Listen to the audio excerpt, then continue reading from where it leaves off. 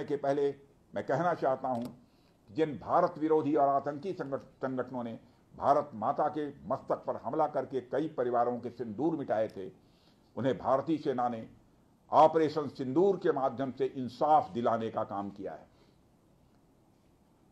और इसके लिए आज सारा देश भारतीय सेनाओं का अभिनंदन कर रहा है।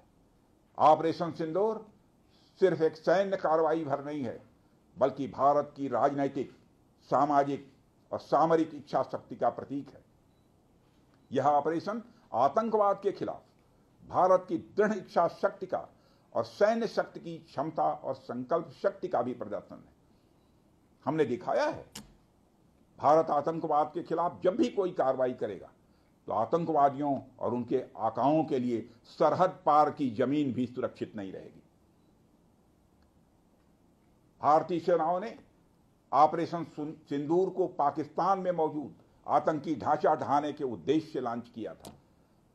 हमने उनके आम नागरिकों को कभी निशाना नहीं बनाया था, मगर पाकिस्तान ने न केवल भारत के नागरिक इलाकों को निशाना बनाया, बल्कि मंदिर, गुरुद्वारा, गिरजाघर पर भी हमले करने का प्रयास किया। भारतीय सेना ने शौर्य और पराक्रम के साथ साथ संयम का भी परिचय देते हुए पाकिस्तान के अन्य ठिकानों पर भी प्रहार करके करारा जवाब दिया है। हमने केवल सीमा से सटे सैन्य ठिकानों पर ही नहीं कार्रवाई की, बल्कि भारत की सेनाओं की धमक उस रावलपिंडी तक सुनी गई जहां पाकिस्तानी फौज का हेडक्वार्टर मौजूद है। मित्रों, भारत में आतंकवादी घटनाएं करने और कराने का क्या अंजाम होता है, यह पूरे विश्व ने उरी की घटना के बाद देखा, जब हमारी सेना ने पाकिस्तान में घुसकर सर्जिकल स्ट्राइक की। पुलवामा के बाद देखा, जब बालाकोट पर एयर स्ट्राइक की गई, और अब पहलगाम की घटना के बाद दुनिया देख रही है कि जब भारत ने पाकिस्तान के भीतर घुसकर मल्टीपल स्ट्राइक्स की हैं।